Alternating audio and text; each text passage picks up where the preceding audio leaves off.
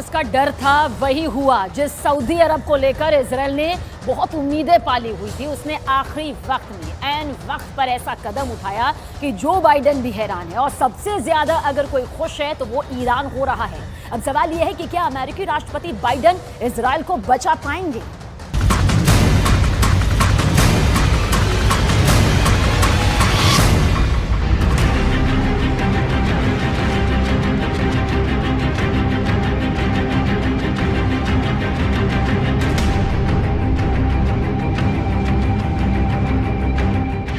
पूरी दुनिया की नजर इस शख्स पर थी। सब जानना चाहते थे कि यह शख्स क्या फैसला लेगा। इसने अमेरिका की तरफ देखा, इसने ईरान की तरफ देखा, इसने फिलिस्तीन की तरफ देखा और फिर कह दिया ना। मोहम्मद बिन सलमान ने साफ साफ इनकार कर दिया। इस ना के आगे नए तनाव का खतरा है, इस ना के आगे नए युद्ध का डर है।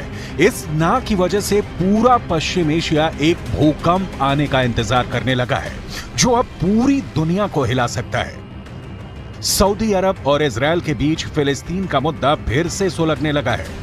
जो तबाही मोहम्मद बिन सलमान ने गाजा पट्टी में देखी, जिस खून खराबे की तस्वीरें वेस्ट बैंक से निकलकर पूरी दुनिया तक गई, उन तस्वीरों ने मोहम्मद बिन सलमान को बेचैन कर दिया है।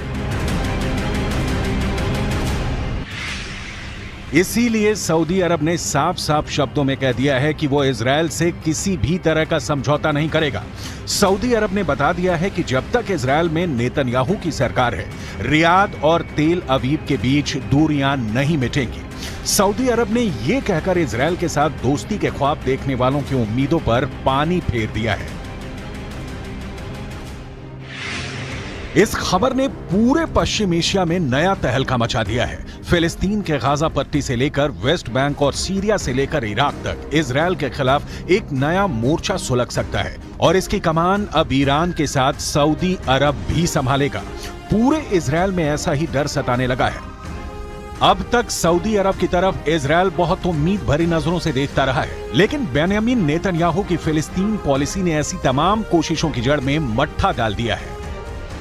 वेस्ट बैंक में गोलीबारी और गाजा पट्टी में बमबारी को लेकर इजराइल सऊदी अरब के लिए एक बार फिर बड़ा खलनायक बनकर उभरा है। यही वजह है कि सऊदी अरब और इजराइल के बीच दोस्ती की नई उम्मीदें खत्म हो चुकी हैं। अरबी भाषा के अखबार एलफ के हवाले से पूरा इजरायली मीडिया ये खबर छाप रहा है।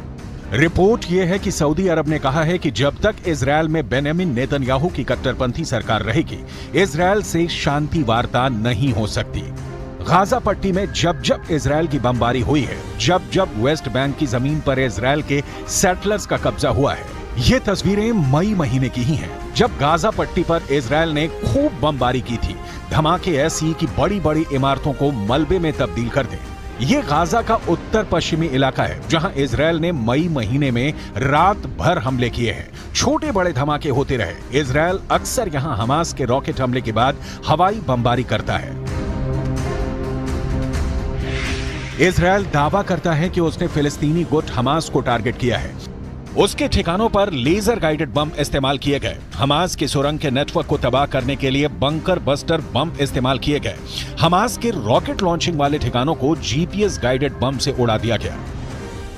लेकिन इस बमबारी को लेकर इजराइल हमेशा कटघरे में रहा है और अब सऊदी अरब इसी बात को लेकर वहां के प्रधानमंत्री नेतन्याहू को आड़े हाथ लेने के लिए तैयार है। ऐसी तस्वीरें मोहम्मद बिन सलमान ने अपने टीवी पर भी देखी हैं। इजराइल की फोर्स के तमाम वीडियो, चाहे वो अल अक्सा मस्जिद की हो या फिर जेरूशलम की गली, इन सब के बारे में सऊदी अरब ने अमेरिका को बता दिया है। बाइडेन की सरकार को रियाद से यह संदेश भेजा जा चुका है और फिर वहां से यही संदेश इजराइल की राजधानी तेल अवीव भी ट्रांसफर कर दिया गया है। सऊदी अरब के इस रुख ने इजराइल और अरब देशों के बीच अब्राहम अकॉर्ड वाली पहल को बहुत बड़ा धक्का पहुंचा है। सऊदी अरब ने बाकायदा इसकी वजह बताई है, जिसके पीछे फिलिस्तीन को लेकर नेतन्याहू सरकार का आक्रामक रवैया सबसे बड़ी वजह है। क्या सऊदी अरब ने ऐसा ईरान के कहने पर किया है? क्या सऊदी अरब और ईरान की नई दोस्ती अब सऊदी अरब के लिए बहुत बड़ा फांस बनने वाली है? इसमें कोई शक नहीं कि इजरायल के प्रधानमंत्री बेंयामिन नेतन्याहू बहुत प्रेशर में हैं। उनके खिलाफ पहले ही इजरायल में प्रदर्शन हो रहे हैं और अब फिलिस्तीन को लेकर जो तनाव फैला है उसमें ईरान के बाद सऊदी अरब की एंट्री हो चुकी है। लेकिन इजरायल हमेशा की तरह कमजोर नहीं दिखना चाहता। עם איראן, עם החיזבאללה, לפני השלום עם מצרים, עם סוריה, עברנו מלחמות, עברנו מערכות, ופתאום אתה מבין שהסכנה הכי גדולה למדינת ישראל היא סכנה פנימית ולא חיצונית. ואז כל מה שנותר לנו זה לנסות להביע את העמדה שלנו בתור מי שבא מאזור שהוא לא פוליטי, אלא מאזור שהוא דאגה אמיתית לילדים שלנו ולנכדים שלנו. पश्चिम एशिया में विवाद के इस पूरे मकड़जाल में इजरायल की फिलिस्तीन नीति नेतन्याहू के लिए मुश्किलें पैदा कर सकती है। सऊदी अरब के क्राउन प्रिंस मोहम्मद बिन सलमान ने कह दिया है कि जब तक फिलिस्तीन में इजरायल का जुल्म खत्म नहीं होगा, जब तक इजरायल और फिलिस्तीन के बीच माहौल ठीक नहीं होगा, तब तक सऊदी अरब के साथ भी इजरायल के संबंध ठीक नहीं होंगे। ऐसा अलफ अखबार का दावा है। कह सकते हैं कि इजरायल के खिलाफ सऊदी अरब खुल्लम खुल्ला उतर चुका है। ईरान से दोस्ती के बाद सऊदी अरब के इजरायल को लेकर ये सबसे तीखे तेवर कहे जा सकते हैं। सऊदी अरब ने साफ साफ बोल दिया है कि जब तक इजरायल में नेतन्याहू सरकार है, रियाद और तेल अवीव के बीच तनाव कम नहीं होगा। फिलिस्तीन में हिंसा अरब मुल्कों को इजरायल के खिलाफ एकजुट कर सकती है। ये ख्याल इजरायल से ज्यादा अमेरिका के लिए बड़ा खतरा पैदा करने लगा है। क्या पश्चिम एशिया में एक बार फिर सऊदी अरब की लीडरशिप में तमाम अरब मुल्क फिर से इजरायल के खिलाफ एकजुट हो जाएंगे? क्या अरब मुल्क और ईरान एक साथ आए तो इजरायल और अमेरिका की ताकत कमजोर पड़ जाएगी?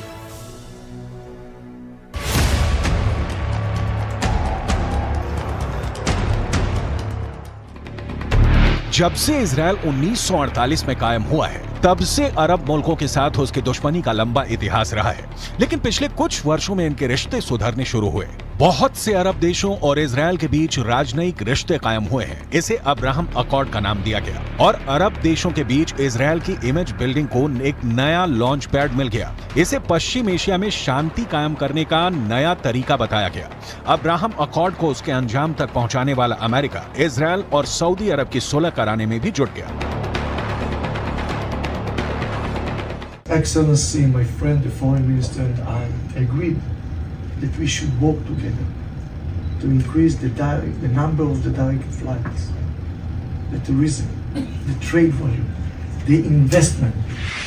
यूए यानी संयुक्त अरब अमीरात, सूडान, मोरक्को और बहरीन अब इजरायल के साथ अपने रिश्तों की शुरुआत कर चुके हैं। फिर ऐसा लगने लगा कि पश्चिम एशिया में अरब मुल्कों के बीच सबसे बड़े खिलाड़ी सऊदी अरब के रिश्ते भी इजरायल से सामान्य हो सकते हैं। लेकिन अब फिलिस्तीन को लेकर इजरायल और सऊदी अरब में दूरी फिर से बढ़ गई है।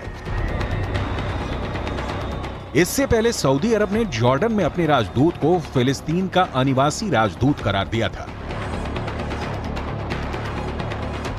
राजदूत को यरूशलेम में काउंसल जनरल के तौर पर भी काम करने की जिम्मेदारी दी गई। लगा कि इजरायल के साथ रिश्तों को सामान्य करने की जो कोशिश पहले हुई है, उसमें सऊदी अरब ने एक नया पेंच फंसा दिया है, क्योंकि ये भी कहा गया कि यरूशलेम राजदूत के लिए राजनयिक बेस भी होगा। सऊदी अरब को मालूम था कि इजरायल की तरफ से इसका विरोध होगा और ऐसा हुआ भी। इजरायल ने फिलिस्तीन अथॉरिटी में सऊदी अरब के राजदूत के लिए यरूशलेम को राजनयिक बेस बनाने के विचार को खारिज कर दिया। इजरायल ने कहा कि सऊदी अरब के नए राजदूत फिलिस्तीन अथॉरिटी के साथ मुलाकात कर सकते हैं, लेकिन उन्हें यहां स्थायी तौर पर रहने नहीं दिया जाएगा। सऊदी अरब ने एक बार ये फिर दिखा दिया है कि वो फिलिस्तीन का बड़ा समर्थक है। फिलिस्तीन के मुद्दे पर इजरायल फिर बड़ा टारगेट बन सकता है। अमेरिका इस बात को लेकर डरा हुआ है, क्योंकि लेबनान जाकर फिलिस्तीन गुट हमास के उप प्रमुख ने यह ऐलान कर दिया है कि इजरायल को फिर से हिलाने का वक्त आ गया है। यह तस्वीर हमास के उप प्रमुख सालेह अल अरूरी की है। अरूरी ने लेबनान जाकर फिलिस्तीन को आजाद करने को लेकर बने पॉपुलर फ्रंट के उप महासचिव जमील मजहर से मुलाकात की। इस मुलाकात में तय हुआ कि इजरायल के खिलाफ इंतीफता यानी फिर से हथियार बंद विद्रोह का वक्त आ गया है। इन दोनों संगठनों को ईरान का पूरा समर्थन है और फिलिस्तीन को लेकर ईरान इनको फंड भी करता है और हथियार भी देता आया है। इसलिए बड़ी पिक्चर में युद्ध का जो खतरा मंडरा रहा है, उसमें ईरान इजरायल के लिए बहुत खतरनाक साबित हो सकता है। इन दोनों की दुश्मनी किसी भी वक्त युद्ध में तब्दील हो सकती है। इजरायल और ईरान एक दूसरे के सबसे बड़े दुश्मन हैं। दोनों ही एक दूसरे को मिटाने की धमकियां देते हैं।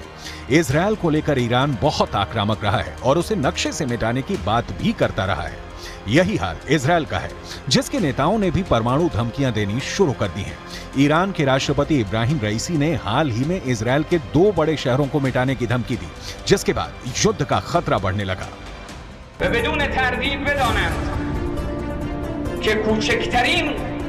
خطایی از جانب آنها نسبت به امنیت جمهوری اسلامی ایران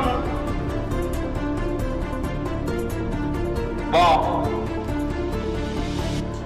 نابودی حیفا و تل‌آویو ईरान और सऊदी अरब की दोस्ती आगे बढ़ाने में फिलिस्तीन बड़ा मुद्दा बन सकता है और अगर ऐसा हुआ तो समझ लीजिए कि इजरायल के खिलाफ खतरे की घंटी बजने लगेगी। ये बाइडेन के लिए भी बड़ा चैलेंज साबित होगा। And US and Israel's policy has been to create confrontation between Iran and its neighbors.